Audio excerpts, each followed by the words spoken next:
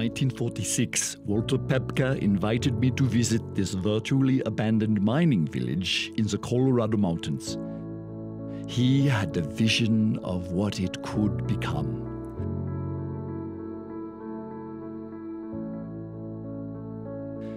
Upon my arrival, I saw the mountains not as textured and detailed shapes, but as expression of internal forces, undulating forms whose motion is caused by geological forces and time.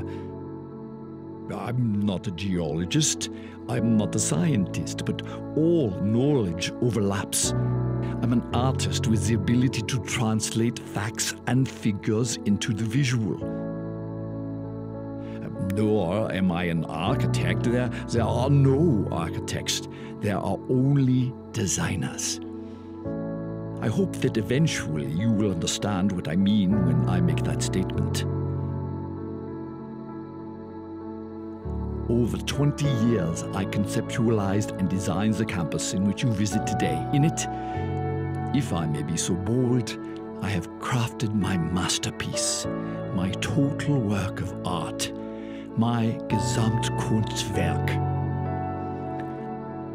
I believe that there is a higher power that is producing these things through me. I am a medium for expression.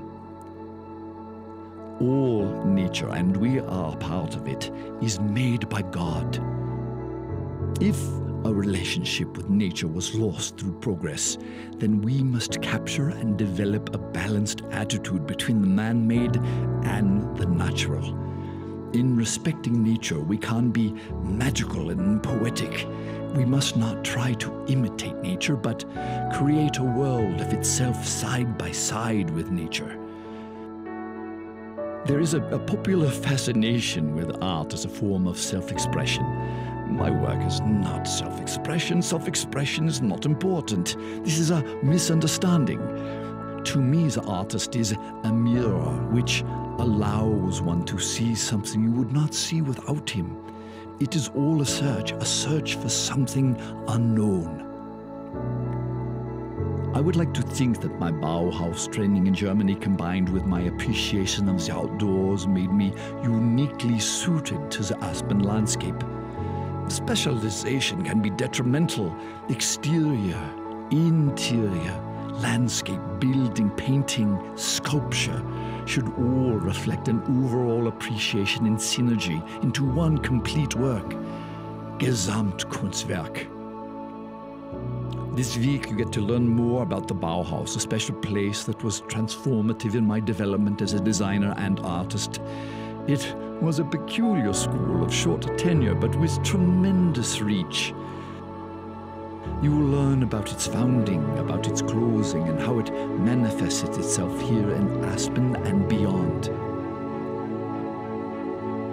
While you learn, please think about the environment around you and the intention with which it was designed. Because this place, Aspen, and the Aspen Institute, was made to bring people together, to help people think deeper, and to reconnect their mind, body, and spirit. Welcome to my total work of art, the Aspen Institute, and welcome to Bauhaus, a making of modern.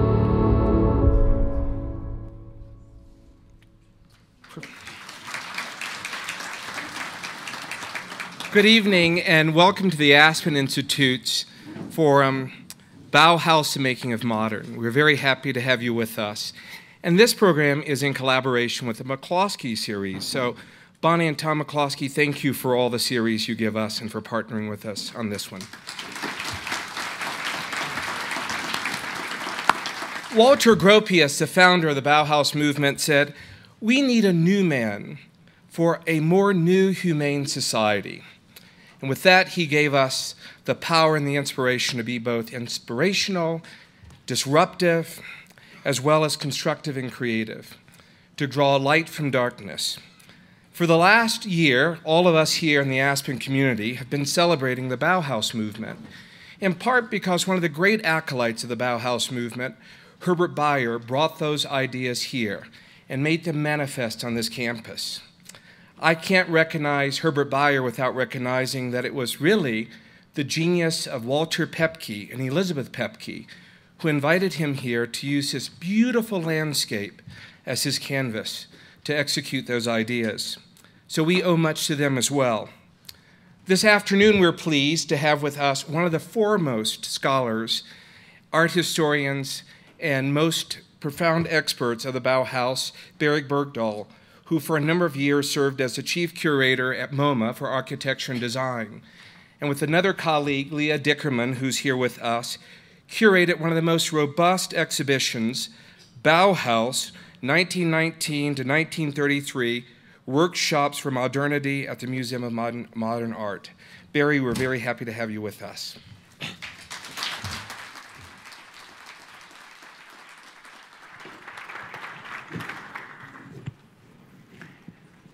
Thank you so much for this invitation. I'm absolutely thrilled to be here. I spent the afternoon playing a little bit of hooky to look at the Herbert Bayer buildings, and I regret that I've never been here before because I suddenly thought of a whole other topic that I'd like to discuss with you, but it intersects with what I want to talk about tonight, which is how extraordinary these buildings are, in my view, related to American architecture of the period. So this goes right to the heart of what I want to say, because in my mind, these buildings are as American as they are Bauhaus German.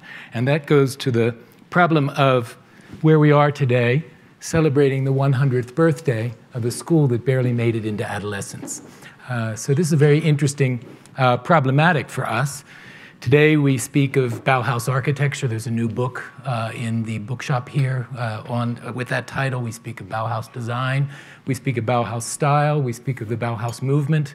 And yet the Bauhaus was a school that I hope to show you briefly was so complex and so in many ways ever-changing and experimental and resistant to the notion of being captured in something that would be universalizing, like a style, a movement, or some notion that Bauhaus architecture would be immediately recognizable.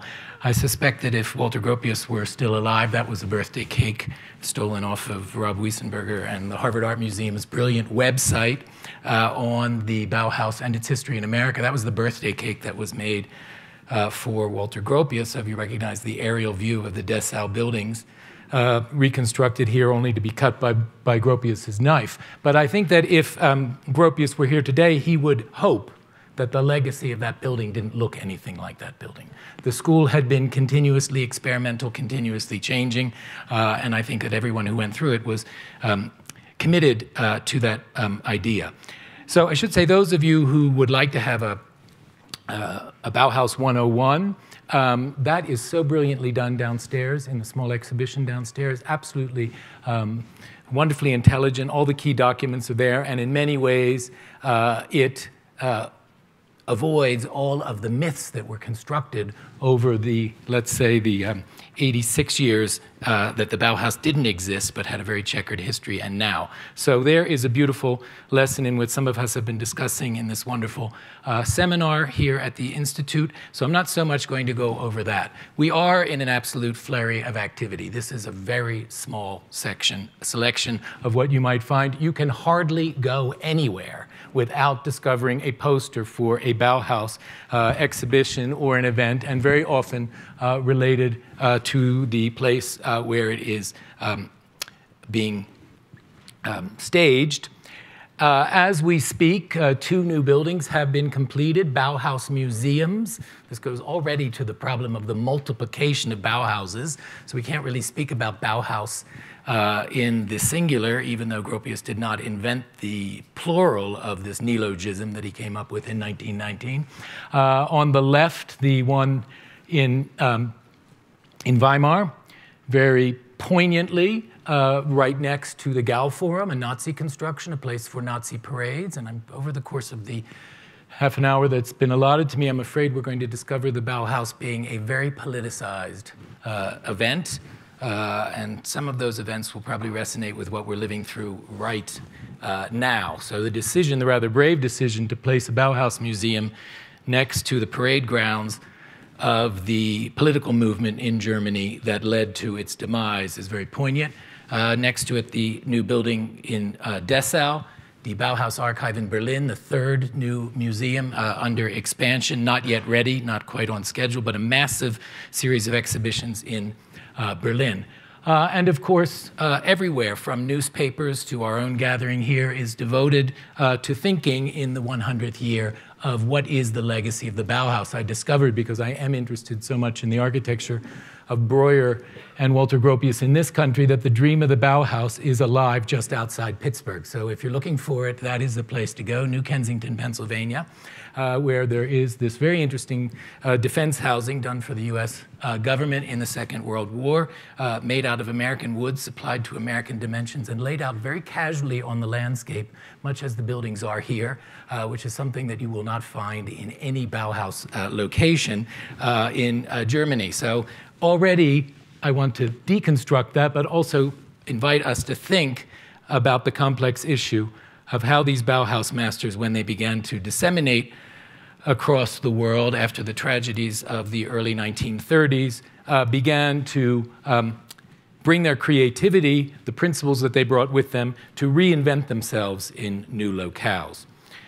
I also want to talk to you very much about something as a historian and curator that interests me, and that is the role of exhibitions at the Bauhaus. And indeed, we're sitting next to a small exhibition and above one there, and exhibitions have played a vital role, not only in keeping the memory of the Bauhaus alive, not only in interpreting it and propagating it, but in a certain sense in what you're going to see in the course of this image-packed presentation, has been a continuous struggle for who owns the Bauhaus.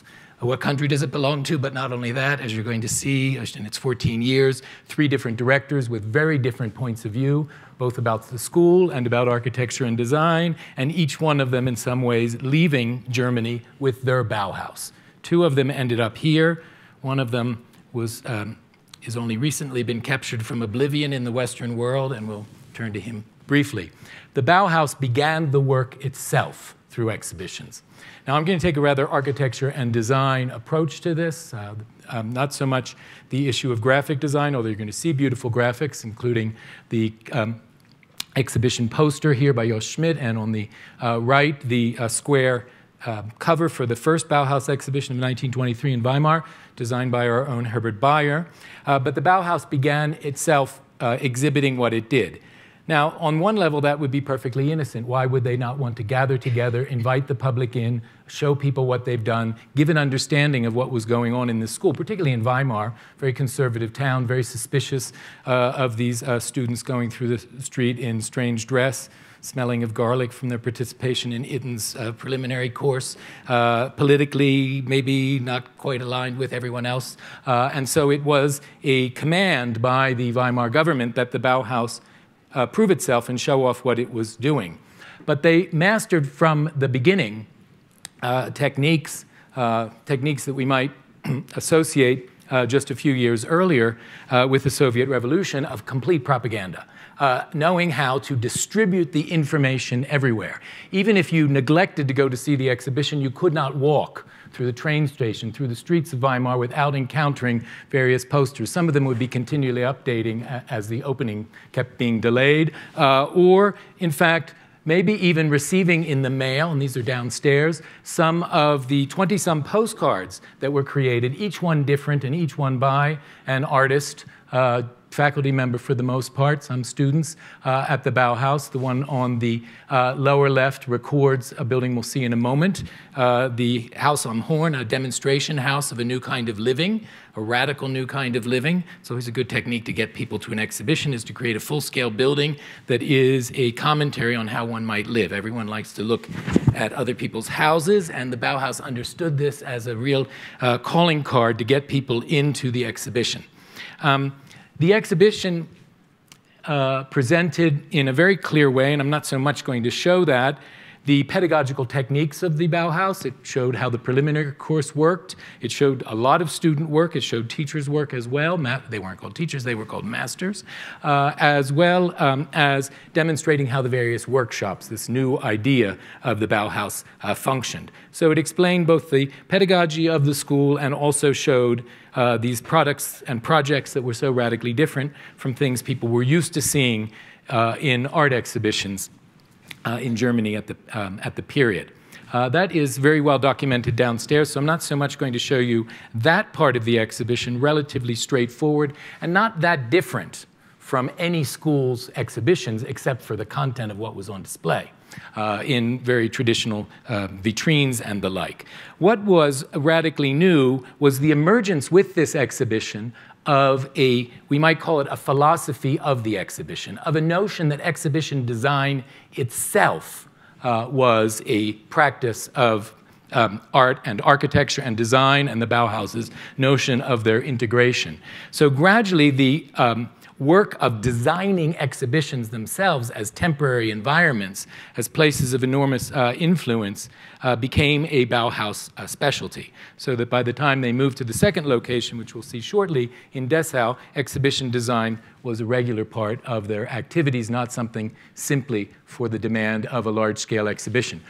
So they reworked the Van der Velde building, which they had inherited, trying to make it their own. Herbert Bayer, at this point still a student, designing that set of course, you all recognize the primary shapes and the primary colors of the three landings of the staircase. Even more dramatic, Walter Gropius redid one room in the building, his own office.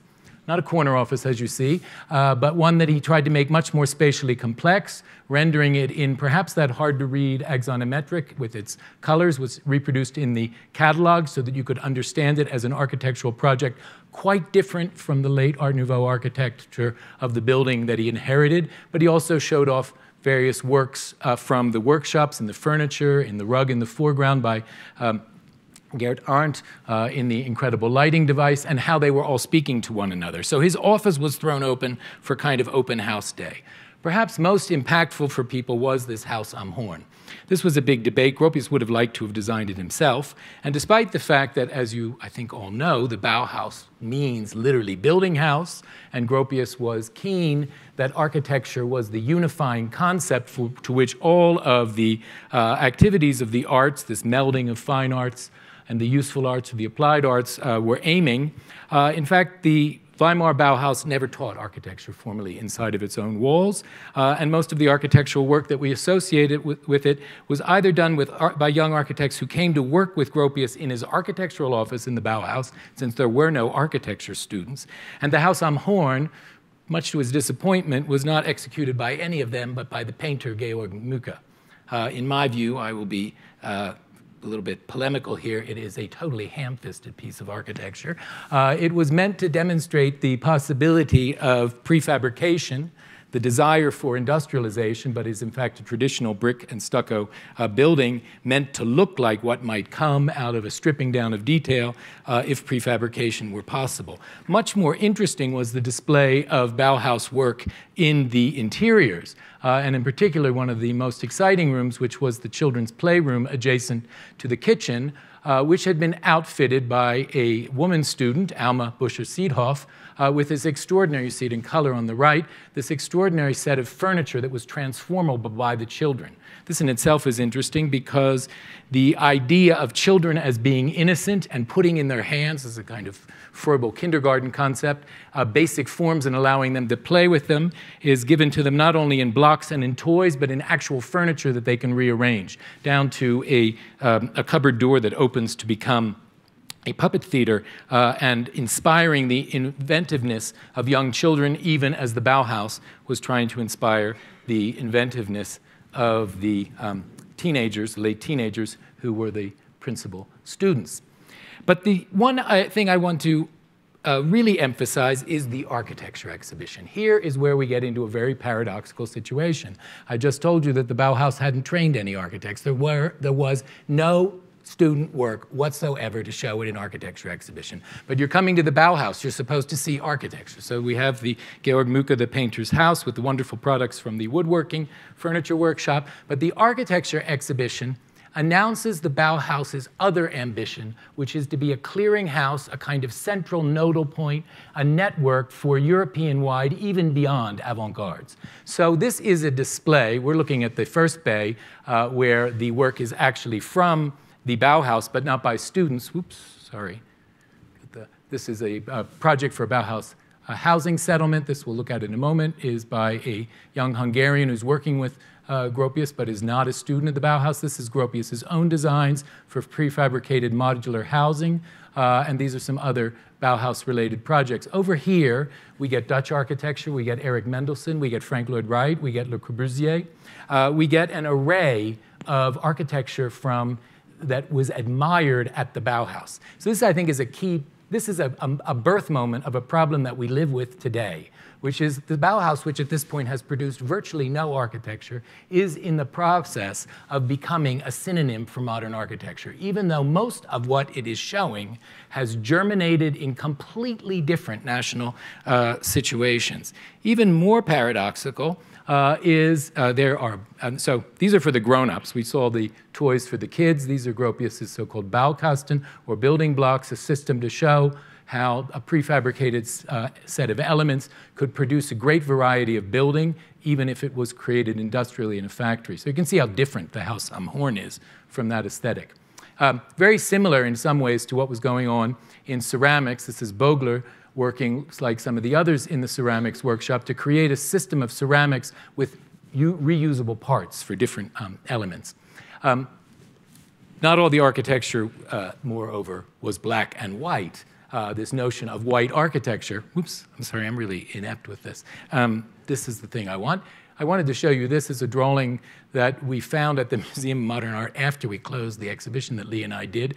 That's a very long story. Vibrant Red House by Farkas Molnar, proposed as an ideal. You see how radically different that is with its Bauhaus designed garden, and nothing like what Beyer will do once he comes to the Rocky Mountains. But so you see that many of the things that we think of about Bauhaus architecture, once we get a color view of this exhibition, are themselves not quite right. Most astounding is this entrance lobby to the exhibition, right near Gropius's office. And here was exhibited work, of course, by Gropius himself, including here a model and images of the project that he had sent to Chicago as an entry in the Chicago Tribune Tower.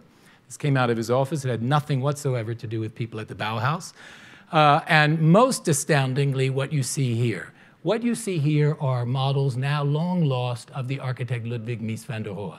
Ludwig Mies van der Rohe at this point has absolutely no relationship whatsoever to the Bauhaus. He's part of other avant-garde circles in Berlin. Maybe this is a kind of peace offering, because Gropius had staged an exhibition shortly before the founding of the Bauhaus called the Exhibition of Unknown Architects in the Berlin Gallery. It was a rallying point, a first attempt to bring together various people and say, this is the avant-garde.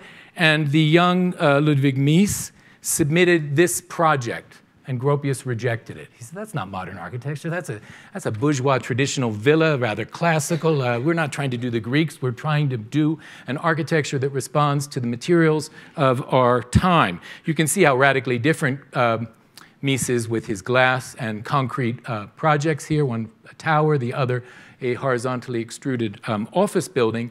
But that Mies has been admitted in is a momentary attempt to reconcile the lifelong uncomfortableness between these two figures. So there we have someone who comes from a completely different tradition, doing his own photomontage at a time when photomontage is just beginning to be explored in the Bauhaus. That's for that project. If we keep going forward, the drawing that we have at the Museum of Modern Art for that lost model.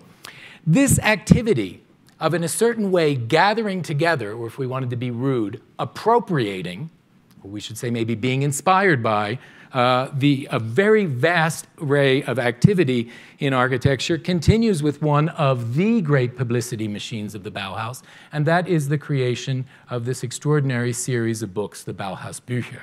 Now, the Bauhaus book series is an absolute monument of modern graphic design, but it also continues a German tradition of book series. There were popular book series called the Blue Books with many different titles. So it is in a kind of publishing tradition, but the Bauhaus therefore decides, even once it's been forced to relocate to industrial Dessau, even once Gropius is able to build these radical new buildings.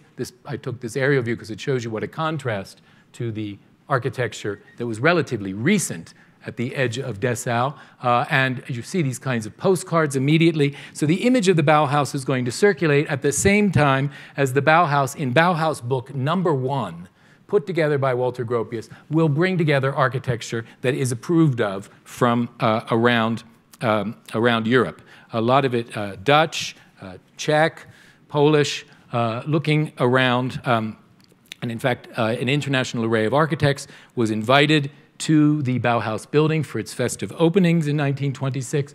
So this desire to be a gathering point for the international avant-garde in architecture, even though it would not be until a year after this building opened in 1926 and 1927 that the Swiss architect Hannes Meyer was called to open up an architecture department and finally begin architectural instruction for the students enrolled in the school.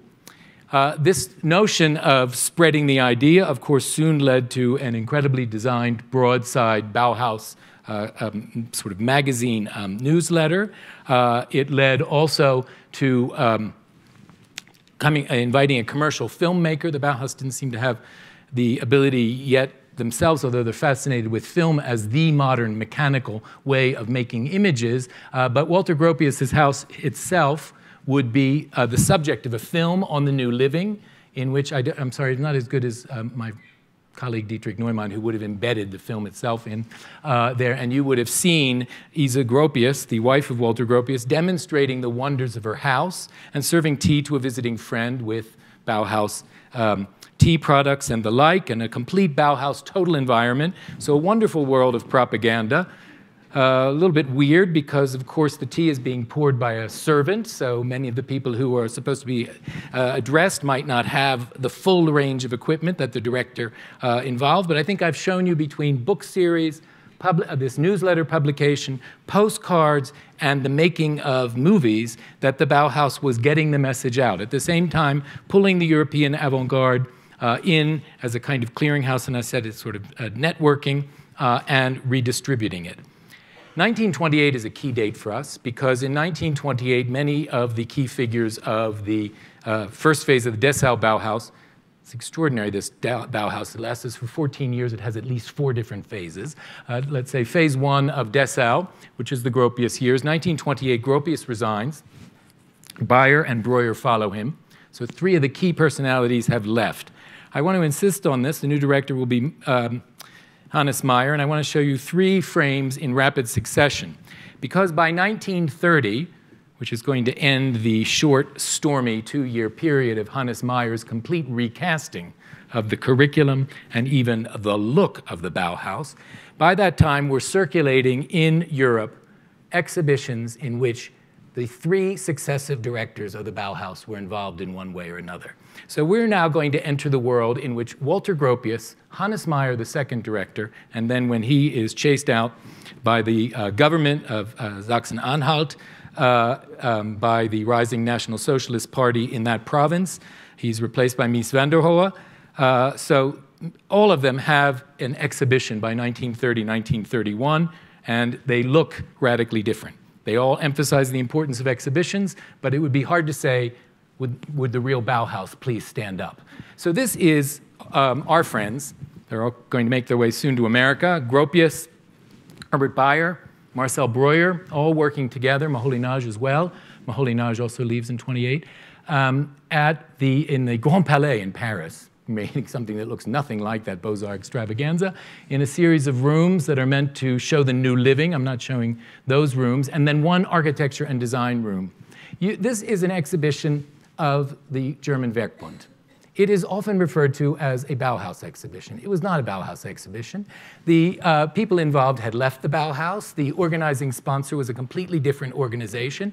But what is front and central in Herbert Bayer's brilliant kind of panorama or cone of vision exhibition design? This is, in a way, oops, keep doing this, the culmination of his emergence as a brilliant exhibition designer. What is front and central? A newly commissioned model of the Bauhaus buildings in Dessau, even though none of these people is any longer associated with that. And then this absolutely brilliant idea to show serial production of chairs by Breuer, by hanging them on the wall as objects identical. Why would you exhibit 4 of the same thing if you didn't want to come up with a visual metaphor for serial production? During the same time, Hannes Meyer, the new director, has put together a traveling exhibition which will go to a whole host of venues. I think you can see immediately that both as an exhibition designer and the type of furniture that he wants the Bauhaus to produce, this very efficient, affordable, collapsible, highly functional. We so associate functional with Gropius and Bayer, although Breuer's chairs were much too expensive for most people. Hannes Meyer tries in a certain way to make good on that functionality, and this traveling exhibition travels around Europe for a number of years. There's Hannes Meyer in a standard Bauhaus pose of putting your hand to the camera, shortly before his time at Dessau comes to an end. Here we have the call to the Bauhaus, a very different personality, Ludwig Mies Van der Rohe. He's going to arrive late in 1930. While he's there in 1931, he'll be the director from 1930, and it will be he who closes under pressure from the Nazis the Bauhaus in its last fitting attempt at survival in a telephone factory in Berlin once it was chased from Dessau. Survived for about 14 more months in Berlin. But he had already in Berlin done a demonstration of what he viewed, as the new architecture here in the Berlin Building Exhibition of 1931. He called various architects together to show a unity of architectural style among people who were associated with the Bauhaus or not. These are the twin houses designed by him and his partner and sometimes lover, Lily Reich, in Berlin. So, of course, the Bauhaus students went to see it, but it is not, properly speaking, Bauhaus architecture, even though from this time on, architecture will be the dominant activity, along with photography, at Mies's Bauhaus.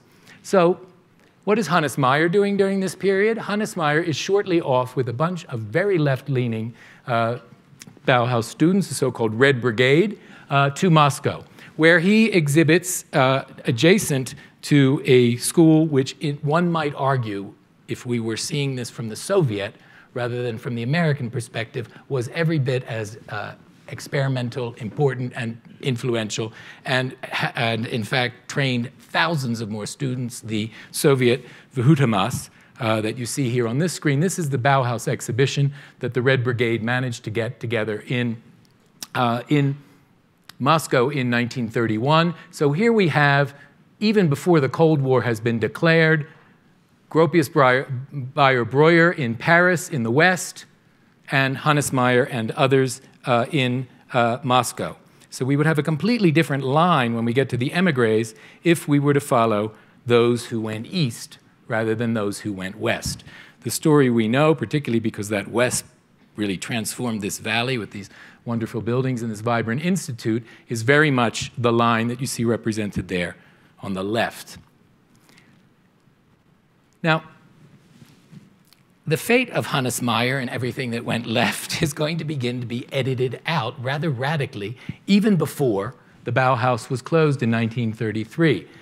This activity seems to have already begun at Harvard, and even before the arrival of Walter Gropius in this exhibition put together by the Society for Contemporary Art. This was I'm unfortunate that Nicholas Fox Weber couldn't be here with us because he's written on this in his book, Four Apostles. But this was a student exhibition society, and they staged the first ever exhibition of the Bauhaus in the United States. It then traveled to a gallery in New York and on to Chicago. It's beautifully documented on the new website that I keep advertising, because we're getting into advertising here, on the Harvard Art Museum site, from which I stole also this. But I want you to notice that this was an exhibition in December 1930, carried into 1931, that showed the Bauhaus only in its early phase. So we begin the process of editing Hannes Meyer and sometimes even Mies Van der Rohe out of the history of the Bauhaus. The protagonists here are very well known because they are the group that is going to give us the architecture and design activities of the Young Museum of Modern Art, founded in 1929. You see all three of them here. They had all visited the Bauhaus. They were all very excited by it. The future director of the Museum of Modern Art, Alfred Barr, there, he had gone to the Bauhaus already in 1926. and he referred to, sorry, in 1927, and he referred to that trip. He said, I regard the 3 days that I spent at the Bauhaus as the most important days of my architectural education. He's standing next to Philip Johnson, who would go repeated times, and in fact, Philip Johnson we're going to see very important in the acquisition of the Schlemmer painting.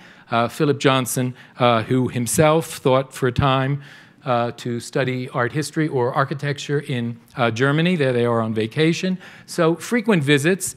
The other protagonist here is Henry Russell Hitchcock. Here we see him at the opening of the Bauhaus exhibition that we're going to get to in a moment, 1938. And Hitchcock had already lectured on the Bauhaus at Wellesley College in the first ever course on modern art in the United States. Together they will produce this infamous, famous, influential exhibition and its catalog, and then this accompanying book that defines the concept of the international style, architecture since 1922, and the Bauhaus will play a very important role there. But I juxtapose it, of course, with Hannes Meyer in 1931, so with the exhibition catalog from Moscow. So I need to pick up the pace here. We're going to get into some very familiar material. The famous 1932 show known as the International Style Show, though that was not the title. And here we are in the Bauhaus room. You recognize that model that has come from Paris. Unfortunately, they didn't yet bring Herbert Bayer, so Philip Johnson installed it with a little skirt, hung all the photographs on the wall in a straight line. Very straightforward, rather amateurish exhibition design. The exhibition itself, in fact, took place up on an upper floor of this building. What a contrast, right, in terms of exhibition design between that model as Bayer installed it and that model as Philip Johnson and Henry Russell Hitchcock and Barr installed it. Two documents, one 1936, the cover of Barr's seminal Cubism in Abstract Art. I bring it in as an eye test for you. Can everyone see when modern architecture came into existence? Because if you can, your prescription is correct. Right here in 1925, during the construction of the Bauhaus, when Purism, de Style, and I can't read it from here, and the Bauhaus flow into modern architecture. At least there are three confluences coming together. Very quickly, there's going to become the possibility of replacing the word modern architecture with Bauhaus, although, of course, by 1936, the Bauhaus itself has been deceased by 3 years. At the same time, I bring in this page from the Museum of Modern Art guest book. We can only assume that not everyone who attended was allowed to sign in, because it looks actually like the guest book of the Bauhaus in Dessau. We have Moholy-Nagy, we have Herbert Bayer, we have Marcel Breuer. We don't have Gropius, I don't think, unless I can't read it from here, because he was too busy installing the 1938 Bauhaus exhibition. This exhibition is so nicely detailed for you downstairs. I want to just make one point of it with you. Of course, it was not in the building that we know so well. It was not yet here. That didn't open until a year later. Rather, it was in the shopping concourse, we're still in the late Depression, of the Rockefeller Center. Not all of the shops were rented, so the Museum of Modern Art was given this as temporary quarters, and Herbert Bayer brilliantly designed the exhibition, putting the model as though it were for sale in the sales window of the Museum of Modern Art with this amazing design. That is so beautifully documented downstairs that I'm sending you there for what I don't have time to tell you. But I just want to point out to you, here's the invitation to the exhibition. Further, all of the graphics done by Bayer, the exhibition design done by Bayer. But we have to think of this exhibition, which was originally planned to open in 1937 and then was delayed till 1938 as the US response to the degenerate art exhibition staged by the Nazis. So these are artists, all of these Bauhaus artists are artists now in America who would have been degenerate had there been an architecture and design section of the infamous degenerate art show. So it's important to remember that in the context of the reception of this show. Interesting to think of these two buildings going up, the House of German Art, today the House der Kunst in Munich, built for Nazi exhibitions, and the Museum of Modern Art, perhaps pushed to a greater modern expression, not only by the ideology of the Museum of Modern Art, its aesthetic point of view, but I think also by the beginning of the emergence of the association of modern architecture, whatever its origin, but increasingly the work of these displaced people who had fled Nazi Germany as the architecture of the Free West. So the beginning of the association of the Bauhaus architecture with the emergence of the Cold War. Bauhaus staircase, purchased by Philip Johnson for the Museum of Modern Art, first for himself and then for the Museum of Modern Art, as in a sense, a retaliation for the Nazis having closed Schlemmer's exhibition. That is something that Leah and others discovered that is detailed in the catalog. John McAndrew, the official curator of this, but the real people working here are Gropius and Beyer. Beyer now brings his exhibition design, and I'm going to flip through this very quickly. I do want to insist on one interesting thing, is that almost nothing in this show came from Europe. The correspondence in the archives of the Museum of Modern Art is fascinating. Beyer was back in Germany in 1937, then he comes over in 1938. He's supposed to act as the coordinator. There are letters that say, please be careful in your correspondence with Beyer. He's an Austrian citizen, and therefore he's a Reichsdeutscher. And be careful of how you refer to this. We're doing a show about design. It has nothing to do with the Bauhaus. Don't mention the word Bauhaus. Letters that go to Switzerland talk about the Bauhaus. So even the correspondence is politicized for trying to bring this together. Of course, none of these paper projects from the preliminary course had made it across the ocean. They were reconstructed by students at Black Mountain College for the exhibition, which went on to, in Gropius's mind, show that the Bauhaus was an educational system rather than a style. And so all of the techniques, the workshops, there we see it being photographed as though it was installed by Lucia Moholy-Nagy. But most interestingly about this, when we get to the Beyer-designed catalog, is look at those dates. Bauhaus, 1919, 1928. So the Bauhaus, which was closed in 1933, is now going to have omitted from its American retrospective, post-mortem, if you will, the Hannes Meyer period and the Mies Van der Rohe period. So both of those people, for complex reasons, are left out. Mies, I think, just didn't want to be associated with Gropius. He was already in Chicago. Meyer was more problematic. He had this communist overlay. This was not going to play so well in 1930s New York. But despite the fact that the exhibition claims that it ends in 1928, when we start to look at it, not only, of course, is Gropius's work that has nothing to do with the Bauhaus for Chicago, again there, it's kind of an advertisement, need a skyscraper, I can do one for you, but he also puts in a model of a house that he and Breuer have just completed in their new Cambridge, Massachusetts practice for the parents of a student of the Graduate School of Design, named Haggerty, the Haggerty House at Cohasset, still standing, recently restored, brand new architecture. So the Bauhaus is alive and well in America. Breuer lent his furniture, so he's living for about a year without living room furniture. Some of it has nothing to do with the Bauhaus, includes this aluminum furniture that he made actually in Zurich. And then a very short-lived attempt at a new Bauhaus in New York. The Laboratory School of Design was invited a couple days before the opening to include a display. So they got this together in 24 hours, very industrious. And he ends with this wonderful, mysterious kind of Times Square gesture. We could, but I'm already running out of time, so I'm going to hop, skip, and jump through the groundwork I've laid, which is the Bauhaus, closed by pressure from the Nazis, becomes, in its posthumous existence, a complete tool of the Cold War. And we have a sub-story, which is a kind of, I would say, a bit of a conflict between the Bauhäusler in Chicago and the Bauhäusler in the Cambridge-MoMA axis. Maybe that's a little bit of an overstatement, but of course, Moholy, and this is absolutely key to the origins of the Aspen Institute, Moholy briefly opens the new Bauhaus in Chicago, very much associated with Chicago business. So this, on one level, is a conversation with American business. On the other hand, it's a fulfillment of Gropius's dream that the Bauhaus would have a relationship with industrial production in Germany. Interestingly enough, they set up shop initially in the Marshall Field mansion on Prairie Avenue. It would they stage exhibitions. So again, in America, in the 30s, into the 40s, even into the 50s, we have different visions. Were there more time, we could discuss the vexed issue of the Bauhaus's relationship to advertising.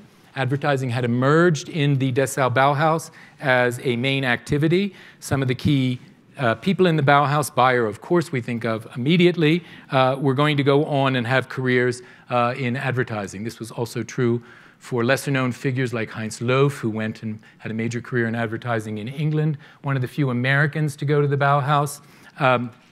A man named Edwin Fischer, who then had an advertising career on Madison Avenue. So the relationship of Bauhaus to American advertising, certainly something very well known here with Pepke and Container Corporation, is key. But it raises an interesting question for us that we could debate. What is the relationship of advertising to ideology and opinions? What is the role of somebody who does advertisement, of a Herbert Bayer who can prepare graphics for the Deutschlandausstellung in National Socialist Germany, and then become an absolutely key, brilliant image maker for the American war effort as the Bauhaus quickly becomes no longer a kind of simply imported Germanness, but America harboring the memory of Weimar Germany and America engaged in the debate and the struggle for democracy. An exhibition history would need to look at, you could follow, we could just write the biography of this model, would be a fascinating thing. Maybe that would have given me a lecture that fit into the time allotted. There it is at Harvard in 1951. It was supposed to be in the permanent collection of MoMA, but Gropius said MoMA's not interested in the Bauhaus anymore. This is really interesting for us because then there is a period when Gropius feels that America is detaching from the Bauhaus. By our current period, we get back to this sort of thing. I would argue that even though somebody who was engaged with the Bauhaus is represented in every building on that screen, I do not understand why those buildings would be considered Bauhaus buildings. Marcel Breuer designing the heaviest building of his career, and we could go on and on. So simultaneously, the polemicization of the term Bauhaus and its unbelievable elasticity. The people who are going to try to get it back and claim it, and the centennial is absolutely a jubilee moment in this, and the amount of money that the Federal Republic of Germany has poured into the centennial, I think is a continuity of a story that goes back to the immediate post-war period. So here I contrast in the Cold War the whole institutional history of the Bauhaus Archive founded by Gropius and Wingler, the writer of the great monumental Bauhaus book in the Federal Republic on the left, and the belated rehabilitation of the Bauhaus as an integral part of the history of East Germany. So by the 1970s, there are two alternative histories of the Bauhaus available in the two Germanys. This has been much studied. You can go even to the site of the Stieglitz 14-month occupation of a long bombed and demolished telephone factory to see this memorial site for the Bauhaus. And here we see Gropius presenting the project for a permanent building for the Bauhaus Archive, initially to be built at Darmstadt. The Bauhaus Archive had been opened there in the 1960s, curiously enough, in the Mathildenhohe, in the Ernst Ludwig House, but they were going to get a permanent building, but the money never came through. There is the design for Darmstadt, 1964, and then this building is recycled, and 1971 they moved to Charlottenburg into temporary headquarters in an outbuilding of the Schloss Charlottenburg, and then 1976 to 1979, Gropius builds this building of Gropius's design, but opened, in fact, after his death, is opened in West Berlin. And I just end with 50 years ago, the 50th anniversary of the Bauhaus. Here, the Bauhaus Archive, now having constituted an absolutely extraordinary collection in West Germany, since the collections that are today in Weimar and Dessau were largely in East Germany at the time. And that's a whole separate story. So this newly constituted Bauhaus Archive, to which many émigrés contributed, went on a huge roadshow, Beyer, again, involved as an exhibition designer, as a poster designer, but this was not exactly the most propitious moment for such an activity, besides the fact that the show circulated for about 3.5 years, by which time many of the objects were very light damaged by their political role in being the ambassadors for the notion that the Federal Republic had cleansed itself of the Nazis and the Bauhaus was going to be the instrument to do it. These are the students protesting Walter Gropius's speech at the opening of the exhibition in Stuttgart at the Württembergisches Landesmuseum, I think. And he needs to take a bullhorn to sound over the protests.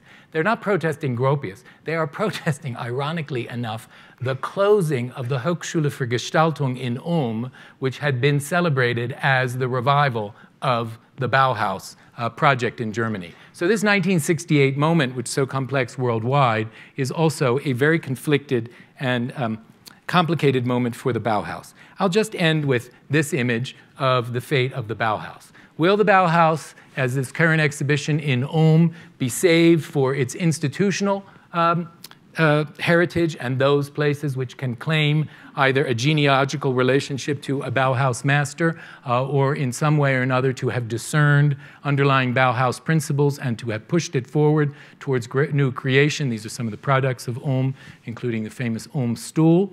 Or this, taken from not far away in that part of Germany, one of the many branches of the Bauhaus do-it-yourself. It's a kind of it's a DIY store where you can buy things to do it yourself, and there is no imprimatur of a Bauhaus spirit on it. I remember my confusion when I went as a student to Germany and regretted that I couldn't go to Dessau. It was in the middle of the Cold War. I, too, a child of the Cold War, and then see this red sign off the Autobahn. But then I kept seeing it as we approached every other city. So who's going to own the Bauhaus? The institutional memory of the Bauhaus or the commercialization of the Bauhaus? I leave you only with questions to show you how complicated it is, both to discern what was the Bauhaus with its movement in three, four phases, and then who has the right to claim the heritage of the Bauhaus into 21st century design culture. Thank you very much for your patience.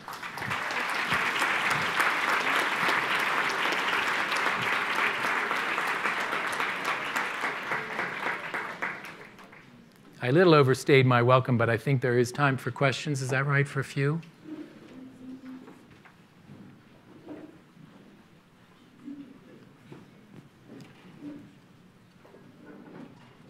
Yeah, are there questions? There's one near you, and then there's one all the way over here. All the way by the window. Hi. I was wondering if you felt that the Wiener Werkstatt had any influence over the Bauhaus artists. In as much as it was one of a number of movements that had many principles, in particular a combination of fine artists and design and sometimes their products much more decorative than anything that the Bauhaus would have approved of. But in this mixture of artists and people who were making things for everyday life, the word has come up already in this larger gathering, and it keeps coming up in the seminar as well as the Gesamtkunstwerk is some kind of Bauhaus concept. The Gesamtkunstwerk is a 19th century concept, and so many of these movements, activities, schools, secessionist movements like that which gave birth in Vienna to the Wiener Werkstätte, many of them have at their heart the idea of bringing together some kind of community of people working in different media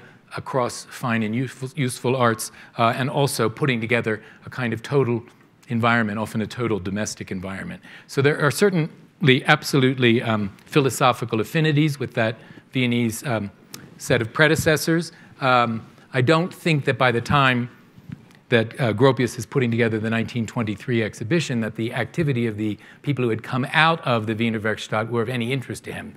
They would be eliminated from what he sees as progressive architectural expression in the 1920s. They're not present in the 1923 Weimar show, but most certainly it is one of the philosophically powerful predecessors of the Bauhaus idea.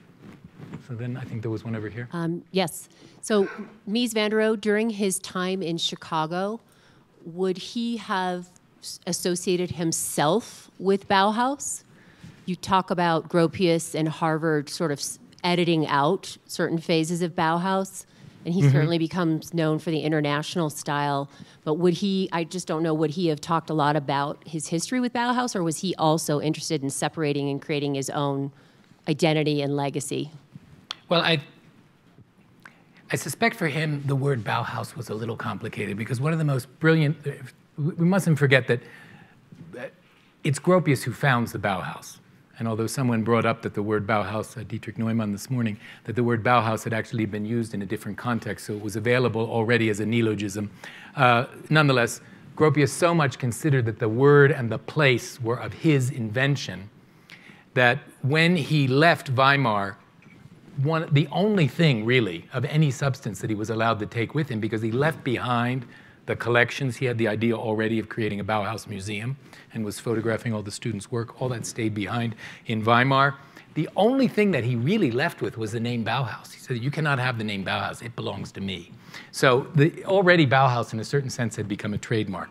So I do think that that's also why perhaps Mies, operating in the same country and in overlapping circles, although separated by a couple of 100 miles, might have not been so much wanting to trumpet the Bauhaus. Not that he was ashamed of it, but it wasn't so much of his, he was not the inventor of it.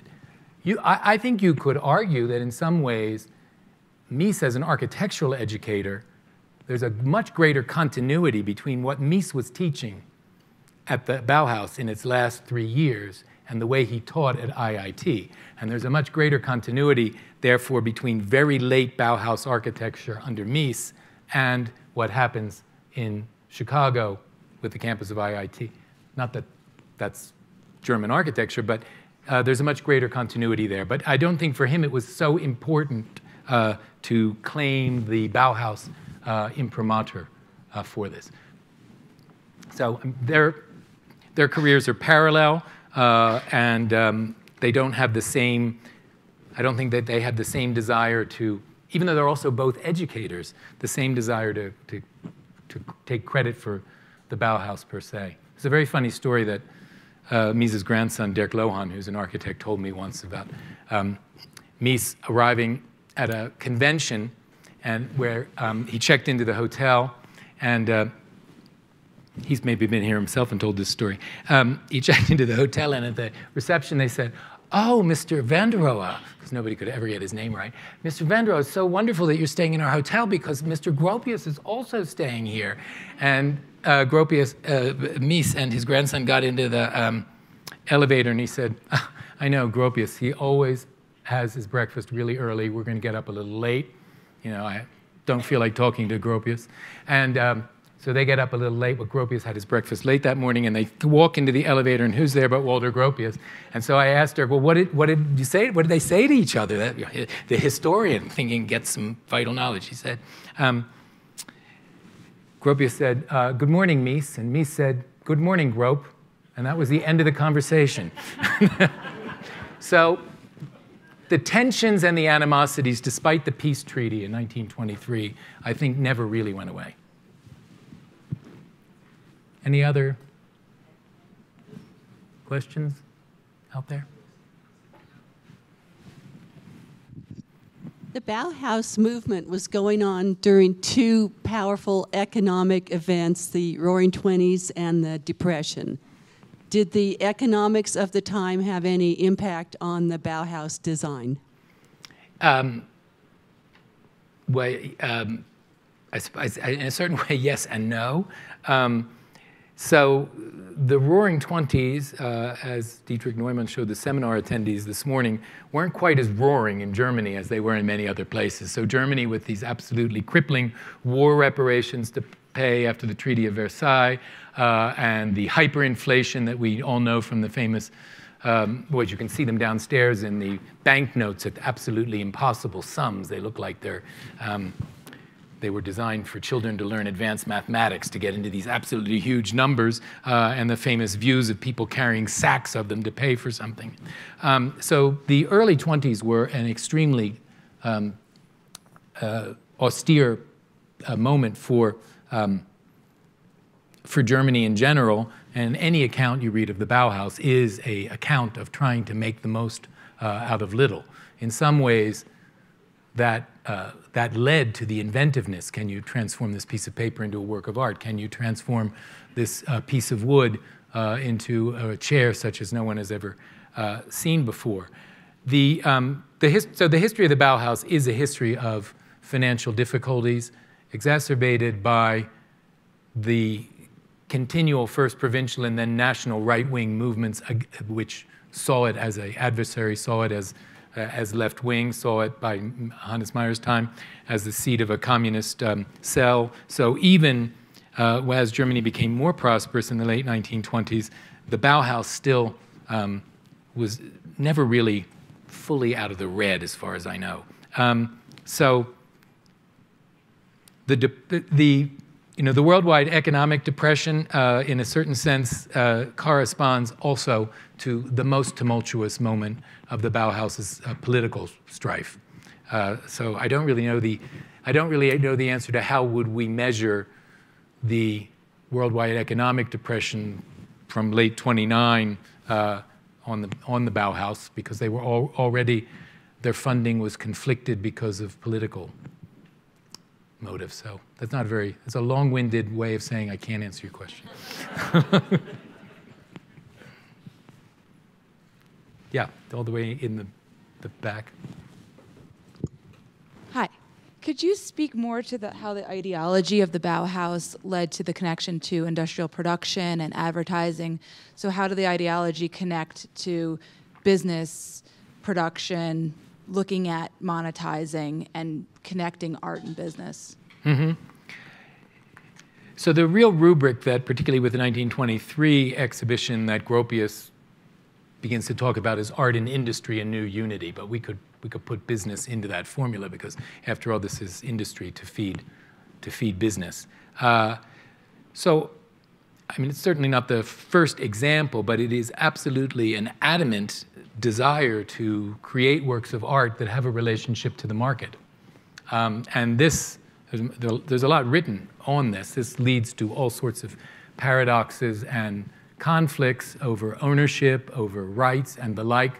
But I think the key answer to your question is the Bauhaus absolutely welcomed a relationship to business and even thought of the possibility of setting itself up as a business. And that the products of the school could be, not only did they want to conceive designs that could be mass-produced, they therefore were in alliances with nature, with industry.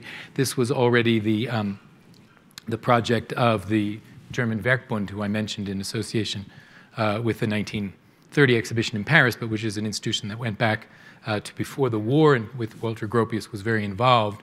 So that Werkbund philosophy and ideology and these seeking of alliances between artists, designers, and industry and business was absolutely foundational for the Bauhaus, even in its very early expressionist phases. So that, I think, is one of the most innovative things of the Bauhaus, is the school that is accepting that the modern condition is a condition of commerce. However, if we had another 2 hours, we could get into some of the extraordinary complexities of it. There's a very famous pseudo-film poster that Marcel Breuer designed for his own chairs and the evolution of the chairs and how he was creating a new one every year. You could read it as the rapid evolution towards a more and more industrialized modern style. You could also read it as a new product line every year. But part of the language on this pseudo-film poster has to do with who owns the rights to that product. By 1928, when he's leaving the Bauhaus, Herbert Bayer has designed a, may even be reproduced downstairs, a cover for a catalog of Breuer's furniture, which you can purchase, which is called Breuer Möbel, Breuer Furniture. So what are the products of the Bauhaus? Are they the collective work of the Bauhaus, for which the profits are meant to underwrite the expense of running this school, which also has the ambitions to bring more and more machines in for the students to actually not just think about what industry might look like, but actually work in an industrial manner. I mean, if you think about it, any of you who are related to an architecture school know that one of the chief expenses of an architecture school today is computers and software, et cetera. That's a really heavy investment. Well, this is already in the ambitions of the Bauhaus. Not just some hand-carved tools, but really wouldn't it be great to have all sorts of machines? They rarely have the money to do this. So there are all these contradictions, but one of the key contradictions is the Bauhaus creating collective products that are almost going to go on the market anonymously under the tag which was invented, Bauhaus GmbH, or are they going to go out as the product line of Marcel Breuer, of Herbert Bayer, of et cetera? And that continues, in a certain sense, into this country with Walter Gropius' setting up, ultimately, of his architectural practice in Cambridge, Massachusetts, as the Architects Collaborative. So even the refusal that the architectural office bears anybody's name, it's a collective, et cetera. So all of that to say that your question goes to the heart of their ambitions, and those ambitions also raised all of the paradoxes of the relationship between an artistic educational institution and commerce and the market.